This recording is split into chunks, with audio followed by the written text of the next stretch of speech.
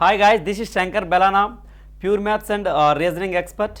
Sir, guys, గత ఎస్ఎస్జిడిలో ఏ విద్యార్థులైతే ఎవరెవరైతే జాబ్ను సాధించారో వాళ్ళందరికీ కూడా కంగ్రాచులేషన్స్, హార్ట్ఫుల్లీ కంగ్రాచులేషన్స్ గైస్. అలాగే మీకు ఎవరికైతే ITBP, CISF, Assam rifle, SSB, BSF ఏంటి సిఐఎస్ఎఫ్ ఇలాగా వేరు కేటగిరీస్లో మీకు జాబ్స్ అనేవి రావడం జరిగింది. వాటిలన్నింటికి సంబంధించి ట్రైనింగ్ విధానం ఎలా ఉంటుంది, అక్కడ ఫోన్ అలౌ చేస్తారా లేదా, నెక్స్ట్ హాలిడేస్ ఎలా ఉంటాయి, ఇవన్నీ కూడా రూల్స్ రెగ్యులేషన్స్ అన్నీ కూడా మీకు ఈ 2 డేస్లోనే మీకు అప్డేట్ ఇస్తాను, వీడియో చేస్తాను గైస్. ఇంకేమైనా డౌట్స్ ఉంటే మీరు ఈ వీడియోలో కామెంట్ చేయొచ్చు గైస్. ఎస్పెషల్లీ మీకు అందరికీ తెలుసు శంకర్ సార్కి ఒక సోల్జర్ అంటే, డిఫెన్స్ పర్సన్ అంటే చాలా రెస్పెక్ట్, ఓకేనా, చాలా లవ్. సింపుల్గా మన లాంగ్వేజ్లో చెప్పుకోవాలంటే లవ్ నాకు డిఫెన్స్ పర్సన్స్ అంటే. ఎందుకంటే డిఫెన్స్కి వెళ్ళినటువంటి యూనిఫామ్ కాకి ధరించిన ప్రతి ఒక్క సోదరుడు కూడా చాలా సొంత లైఫ్ని సాక్రిఫైస్ చేసే డ్యూటీ చేస్తుంటాడు, అది మీరు నమ్మాల్సిందే, ఓకేనా. సో అందుకే వాళ్ళందరికీ బిగ్ సెల్యూట్ గైస్. అయితే ఈరోజు వీడియో చూసినట్లయితే సిఐఎస్ఎఫ్ ఫైర్ మ్యాన్కి సంబంధించి ఆల్రెడీ అడ్మిట్ కార్డులు ఇవ్వడం జరిగింది మీకు. ఆల్మోస్ట్ చాలామందికి అడ్మిట్ కార్డులు వచ్చి వాళ్ళు పీఈటీకి సంబంధించి వెళ్ళడం కూడా జరుగుతుంది. చాలామంది స్టూడెంట్స్ ఏంటంటే సార్ డాక్యుమెంట్స్ ఏవి అవసరం ఉంటాయని చెప్పి నెంబర్ ఆఫ్ కాల్స్ వస్తున్నాయి. యాక్చువల్ అంటే మీకు సింపుల్గా చెప్పాలంటే గైస్, మీరు అందరూ అలవాటు పడిపోయారు యూట్యూబ్గా. మీకు కంప్లీట్గా మీ అడ్మిట్ కార్డులో కంప్లీట్గా ఏ డాక్యుమెంట్స్ అవసరం అన్నీ కూడా క్లియర్గా మెన్షన్ చేస్తాడు. But okay, I'm agree for that. ఎందుకంటే చాలామంది తెలుగు మీడియం పిల్లలకి కొంచెం ఇంగ్లీష్ అర్థం చేసుకోవడంలో ప్రాబ్లం ఉంటుంది కాబట్టి, సో మిమ్మల్ని ఉద్దేశించి నేను ఈరోజు వీడియో చేయడం జరుగుతుంది గైస్. ఇక్కడ టైటిల్ కూడా చూడండి, పీఈటీ, పిఎస్టీ, డివి అంటే ఫిజికల్ ఎఫిషియన్సీ టెస్ట్, పిఎస్టీ అంటే ఫిజికల్ స్టాండర్డ్స్ టెస్ట్ అంటే హైట్ వెయిట్ అది చూస్తారు. ఇక్కడ డాక్యుమెంట్ వెరిఫికేషన్, డివి అంటే ఇక్కడేమో రన్నింగ్ ఈవెంట్స్ ఉంటాయి, ఓకేనా. రిక్వైర్డ్ డాక్యుమెంట్స్, ఇన్స్ట్రక్షన్స్ చాలా బాగా తెలుగులో వివరించాను, వీడియో మొత్తం చూడండి. ఎస్పెషల్గా అందుకే టైటిల్ పెట్టడం జరిగింది. చాలామంది పిల్లలకి అంటే ఇంగ్లీష్ మీడియం చిన్న ఇష్యూ అవుతుంది. అలాగే వాళ్ళు ఏంటంటే కాల్ చేస్తారు, మాకు డెసిమల్ సర్టిఫికేట్ అవసరమా, రెసిడెంట్ అంటే ఏంటి అసలు, లేదంటే ఎడ్యుకేషన్ క్వాలిఫికేషన్ సర్టిఫికేట్స్ ఒరిజినల్ అవసరమా, లేదంటే అటెస్టేషన్ సరిపోతుందా, ఇలా నెంబర్ ఆఫ్ ఫోన్ కాల్స్ రావటం. అందుకు మళ్ళీ వీడియో చేశాను. మీకు ఒకటే చెప్తాను, ఏ రోజు కూడా నెగిటివ్ కామెంట్స్ పెట్టకండి దయచేసి, ఓకేనా. మీ మనోభావాలు దెబ్బతిని ఉండొచ్చు కొన్ని రిజల్ట్స్ విషయంలో, దానివల్ల మనం ఏం సాధించలేం. యాజ్ ఎ బ్రదర్గా చెప్తాను, నేను ఫీల్ అయ్యాను కాదు, నా ఒక తమ్ముడిగా అర్థం. దానివల్ల నువ్వు లాస్ అయింది ఎక్కువ, దీన్ని వేడి చేసుకోవడం తప్ప ఉపయోగం ఏమి ఉండదు, అర్థమవుతుందా. నెక్స్ట్ ఏంటి అదొక్కటే, నువ్వైనా నేనైనా ఒక బిజినెస్లో అయినా స్టడీస్ నెక్స్ట్ ఏంటి అదొక్కటే ఆలోచించండి, ముందుకు వెళ్తారు. మీ వెల్ విషర్గా చెప్తున్నాను, ఓకేనా. ఎందుకంటే అదే నేను ఒక ఈగోగా తీసుకున్నాను, ఇవన్నీ మీకు చెప్పాల్సిన అవసరం లేదు, అవునా కదండి, అస్సలు అవసరం లేదు. సో నా థాట్ ఎప్పుడు కూడా వీలైనంత వరకు మిమ్మల్ని యాక్టివేట్ చేయటం, మంచి దారిలో పెట్టడం, అర్థం ఉందా, అంతే. ఇదొక్కటే నేను నేర్చుకున్నాను, అదే మీకు చెప్తాను. కానీ అప్పుడప్పుడు కొంచెం ఫైర్ అవ్వాల్సి వస్తుంది, అదైనా మార్పు కోసమే, అంతకుమించి ఇంకేం లేదు, ఓకేనా గైస్. గుర్తుపెట్టుకోండి, మీరు అందరూ కూడా నాకు బ్రదర్స్ లాంటి వాళ్ళు. సక్సెస్ అవ్వండి, లైఫ్ని మంచిగా లీడ్ చేసుకోండి, ఫ్రీ అయిపోండి ఈ కష్టాల నుంచి, ఓకేనా. చూడండి గైస్, ఇక్కడ పీఈటీ మీకు తెలుసు, ఆల్రెడీ ఎగ్జామ్ అప్లై చేసినప్పుడే మీకు అన్నీ తెలుసు. 1600 5K టైం ఎంత ఏంటి ఇవన్నీ కూడా. అలాగే ఓన్లీ మేల్ క్యాండిడేట్స్కి ఇది, ఫీమేల్ క్యాండిడేట్స్ కాదు, అది కూడా మీకు తెలుసు. నెక్స్ట్ ఏమో ఫిజికల్ స్టాండర్డ్స్ అంటే ఏమేమి చూస్తారో, హైటా, చెస్ట్, వెయిట్, ఇవన్నీ మీకు ఐడియా ఉంది.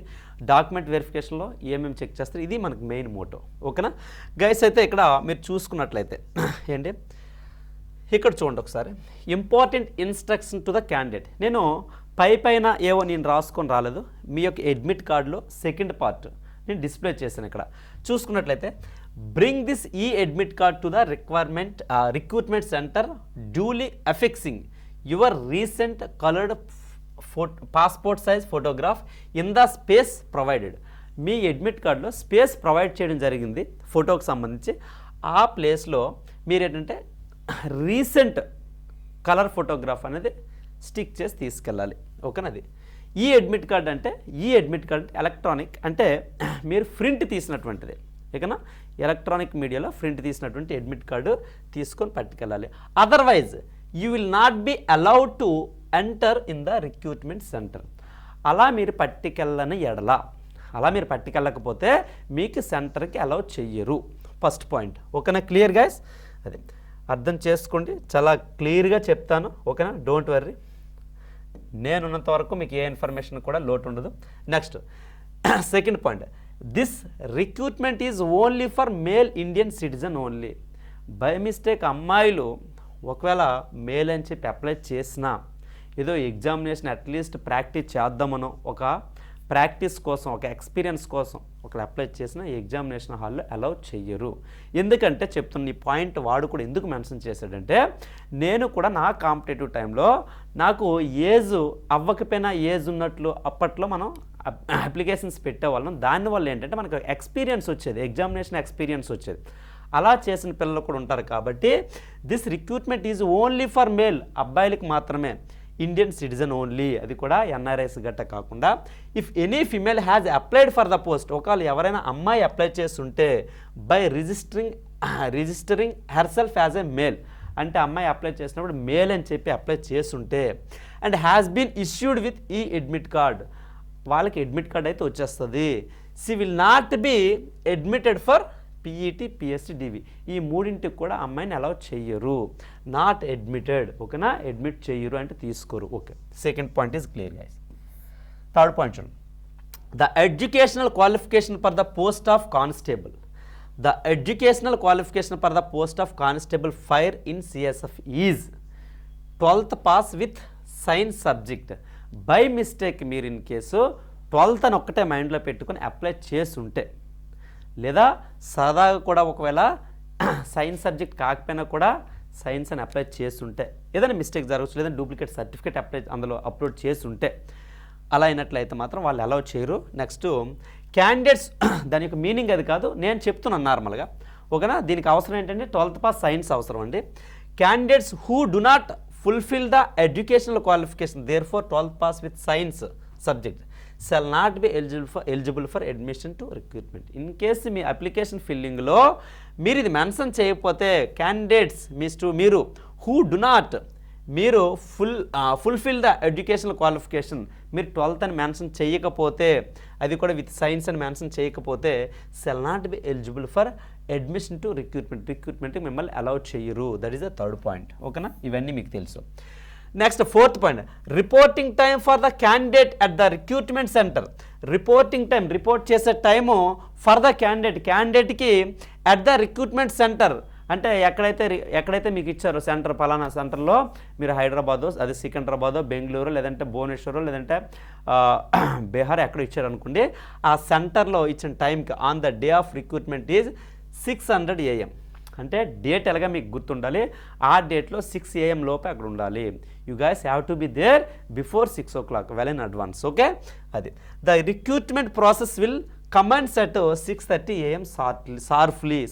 తప్పకుండా ఖచ్చితంగా 6:30కి స్టార్ట్ అయిపోద్ది. అంటే you guys however have to be there at 6 o'clock. ఓకేనా? 6 గంటలకు మీరు అక్కడ ఉండాల్సిందే. ఓకేనా? ఎందుకంటే విత్ ఇన్ హాఫ్ అన్ అవర్లో మీకు ప్రొసీజర్ అనేది స్టార్ట్ అయిపోద్ది.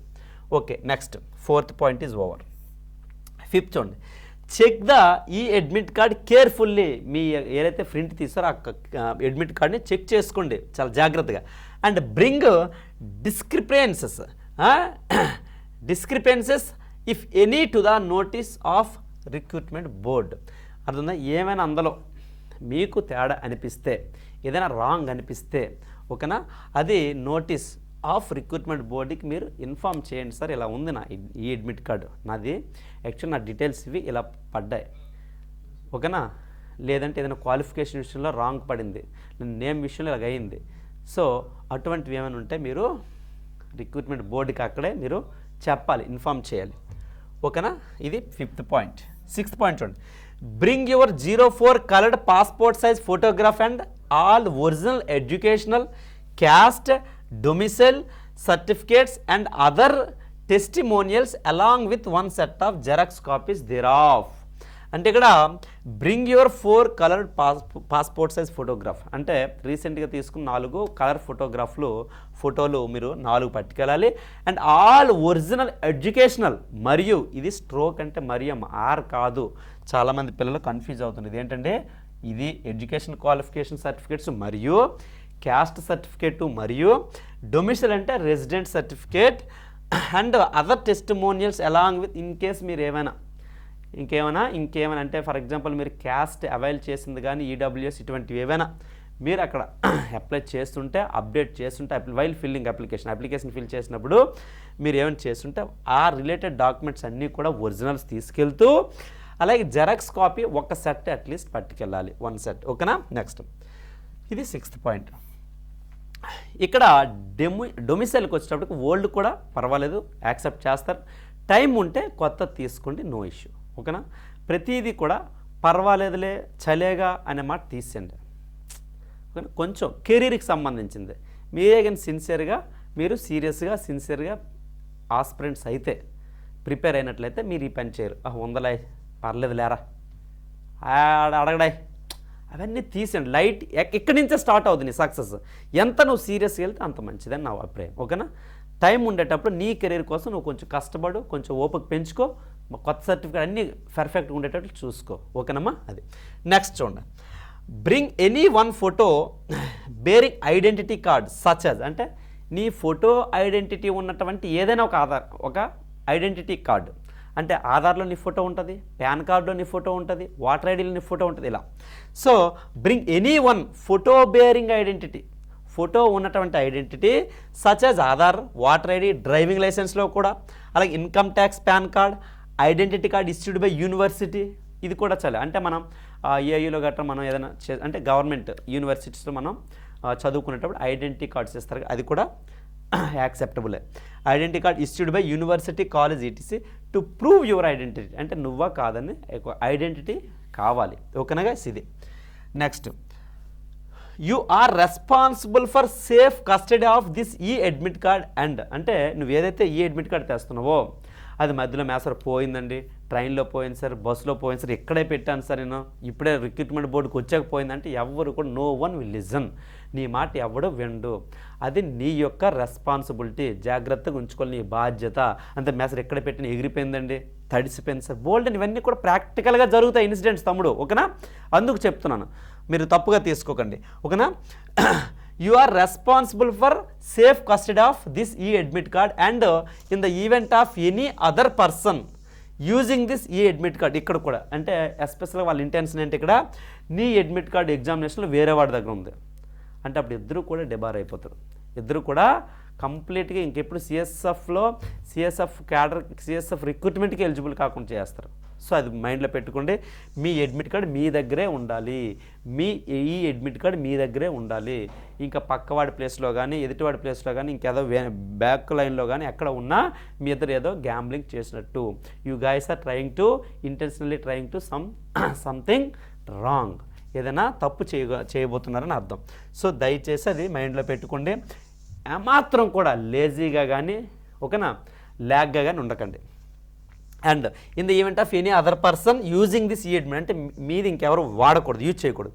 The onus lies on your prove that you have not used the service of any impersonator ఓకేనా. The onus lies on you to prove that you have not used the service of any impersonator. Okay, ఇక్కడ impersonator అంటే యాక్చువల్గా తప్పు చేసినటువంటి వాళ్ళ యొక్క service నువ్వు తీసుకోకూడదు ఎక్కడ కూడా. You have to prove that you have not used అంటే వేరొకరి యొక్క సర్వీస్, ఎవరు ఇంప్రెజనేటర్ యొక్క సర్వీస్, వాళ్ళ యొక్క హెల్ప్ నువ్వు ఎక్కడ తీసుకునేటట్లు ఉండకూడదు నీ రికార్డ్స్లో ఎక్కడ కూడా. అర్థం ఉందా, అది గుర్తుంచుకోండి. Next 8th point is over. Next you have to prove that okay you have not used the service. నువ్వు తీసుకునేటట్లు ఉండవు, ఎవరి హెల్ప్ తీసుకునేటట్లు ఉండకూడదు. తప్పుడు మనుషుల యొక్క హెల్ప్ యాక్చువల్లీ ఇక్కడ ఏంటి తప్పుడు మనుషుల యొక్క అంటే ఎవరు ఏజెంట్స్ గట్టు ఉంటారు అవునా కదండి, అటువంటి వాళ్ళ యొక్క హెల్ప్ తీసుకున్నట్టు ఎక్కడ ప్రూవ్ అవ్వకూడదు. Next your candidature to the recruitment is provisional ఓకేనా. Okay, your candidature to the recruitment is provisional, నువ్వు తప్పనకుండా ఉండాల్సిందే. అర్థమవుతుందా, అది అవసరం. నెక్స్ట్ 10వ పాయింట్ చూడండి. You are you are advised 1 minute కొంచెం పైకి షిఫ్ట్ చేస్తాను.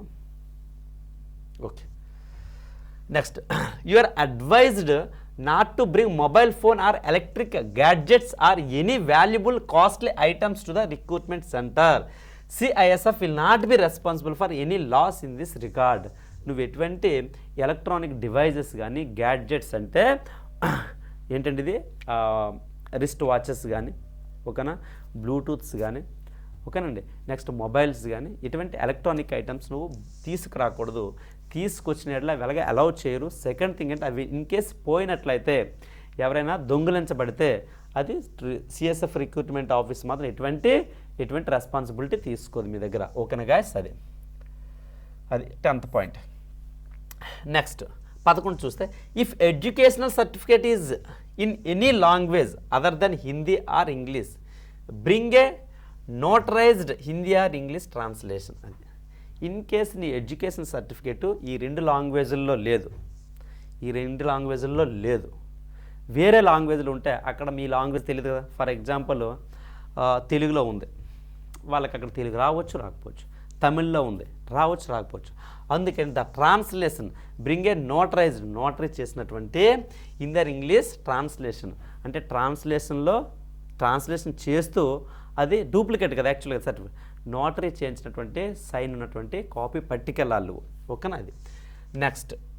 ఓకేనా, if educational certificate is from institute other than state centre board bring government of India notification declaring that the institution university is recognised for the service under government of India. In case నువ్వు state government certificate పట్టుకెళ్ళలేదు, central government certificate పట్టుకెళ్ళలేదు, అలా పట్టుకెళ్ళకపోతే ఏం చేయాలంట, government of India అనేది notice జారీ చేస్తుంది. బాబు so and so institution కూడా ఆ ఇన్స్టిట్యూషన్లో చేసినట్టు కోర్సెస్ కూడా గవర్నమెంట్ జాబ్కి ఎలిజిబిలిటీ ఉంటుంది అని చెప్పి నోటిఫికేషన్ ఏ ఇన్స్టిట్యూట్లో అయితే చదివో ఆ ఇన్స్టిట్యూట్ దగ్గర ఉంటుంది నోటిఫికేషన్. ఇన్ కేస్ అలా అయినప్పుడు ఆ నోటిఫికేషన్ పట్టుకుని అలా ప్రింట్ తీసి ఇదిగోండి సార్ గవర్నమెంట్ ఆఫ్ ఇండియా లేదంటే గవర్నమెంట్ ఆఫ్ ఆంధ్రప్రదేశ్ ఈ నోటీస్ ఇచ్చింది, so and so notification number ఇది sir, so and so rule ఇదండి, ఈ రూల్ ప్రకారం నేను ఏదైతే ఇన్స్టిట్యూషన్లో నేను చదివానో అక్కడ చదివినటువంటి ఆ క్వాలిఫికేషన్ అంటే ఆ సర్టిఫికేట్ కూడా ఈ గవర్నమెంట్ జాబ్కి ఎలిజిబిలిటీ ఉంది అని చెప్పి నువ్వు ఆ నోటిఫికేషన్ పట్టుకెళ్ళాలి. అది 12th పాయింట్. ఓకేనా, next in case of ex service man, అంటే ఆల్రెడీ సర్వీసు కంప్లీట్ చేసుకుని ఉన్నటువంటి డిఫెన్స్ పర్సన్ని ఎక్స్ సర్వీస్ మ్యాన్ అంటారు. అర్థం ఉందా, ex service, X girlfriend but X ఒకప్పుడు, ఎక్స్ సర్వీస్ మ్యాన్ అంటే సర్వీస్ మ్యానే బట్ ఒకప్పుడు ఇప్పుడు కాదు. ఓకేనా, అది మీకు ఇలా చెప్తే అర్థం అవుతారా, వెరీ గుడ్. అది in case of ex service man bring discharge book undertaking as per annexure 8 and 9th of the notification. అంటే నోటిఫికేషన్లో మీకు అనెక్సర్స్ ఫామ్స్ ఇచ్చారు, అందులో అనెక్సర్ 8 ఏంటి, అనెక్సర్ 9 ఏంటి ఒకసారి చూడండి. దాని ప్రకారం మీరు అవి ఏదైతే మెన్షన్ చేసి అది ఫిల్ చేసి సైన్లు ఇన్ కేసు నేను అవసరమైతే సైన్ చేసి ఎక్స్ సర్వీస్ మ్యాన్లు అందరూ ఓకేనా, సెల్యూట్ సార్ ఎక్స్ సర్వీస్ మ్యాన్స్కి. ఓకేనా, మీరు అందరూ ఏం చేయాలంటే డిశ్చార్జ్ బుక్, అండర్టేకింగ్ ఏంటి ఈ అనెక్సర్స్ ప్రకారం అండర్టేకింగ్ అంటే మనం రాసి ఇవ్వాలి. ఓకేనా, అలాగే and willingness to service on lower post of constable. Special అంటే నువ్వు మీరు ఏంటంటే అవల్దార్ ర్యాంకులోనో ఏదో ర్యాంకులో మీరు డిశ్చార్జ్ అవుతారు, అంటే సర్వీస్ నుంచి రిటైర్ అవుతారు. రిటైర్ అయ్యాక మళ్ళీ ఒక కానిస్టేబుల్కి మీరు వెళ్ళాలనుకుంటే ఇదేంటి ఒక జస్ట్ ఎంట్రీ అనమాట, జస్ట్ ఎంట్రీ. ఈ ఎంట్రీకి వెళ్ళాలంటే మీరు ఈ లోవర్ పోస్ట్ ప్రిపేర్ అవ్వాలి అంటే మీరు విల్లింగ్నెస్ అనేది అక్కడ ప్రొవైడ్ చేయాల్సి ఉంటుంది, రాసి ఇవ్వాల్సి ఉంటుంది. Fire then that held in the defence service. Okay, you should 13 point అయిపోయిందండి. 14th you should ensure to report you should ensure to report at the specific venue, date and time for recruitment, failing which you may lose the opportunity to participate in the recruitment process. క్లియర్గా చెప్పండి.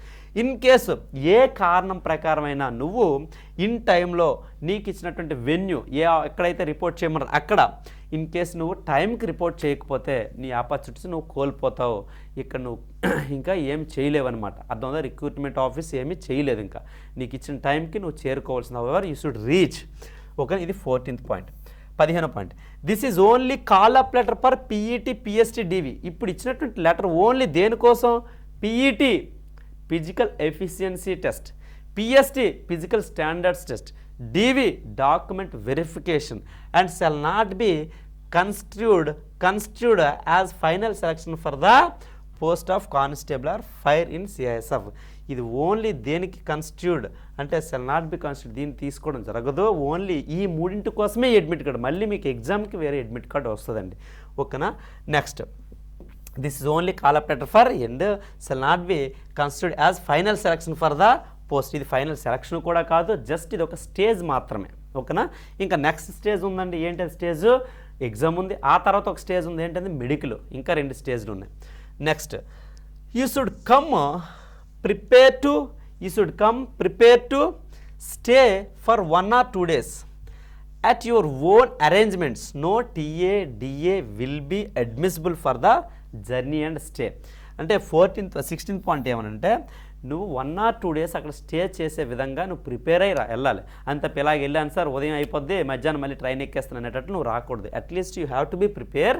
ఎలా అంటే 2 days అక్కడ stay చేసే విధంగా నువ్వు లగేజ్తోని అలాగే డబ్బులు పట్టుకొని వెళ్ళాలి. ఓకేనా? అక్కడ ఏదైనా మంచి నియరెస్ట్ హోటల్ కానీ ఏదైనా చూసుకోవాలి. ఓకేనా? అది నెక్స్ట్ అంటే టీఏడిఏ ట్రాన్స్పోర్ట్ అలవెన్స్ కానీ డీర్నెస్ అలవెన్స్ డిఏ కానీ, అంటే డి అంటే కరువు భత్యం, అంటే ఫుడ్కి డబ్బులు కానీ ట్రాన్స్పోర్ట్ జర్నీ డబ్బులు కానీ వాళ్ళు ఇవ్వరు. ఓకేనా? అది next, CISF reserves the rights to cancel the candidature at any stage of any candidate who is found ineligible or is found using unfair means or who is found unsuitable for appointment in CISF.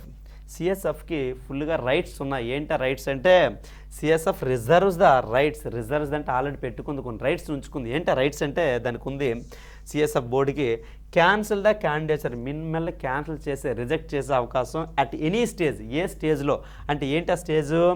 Who is found ineligible, in case వాళ్ళ యొక్క టెస్ట్లో మీరు qualify అవ్వకపోతే అది ineligible అవుద్ది.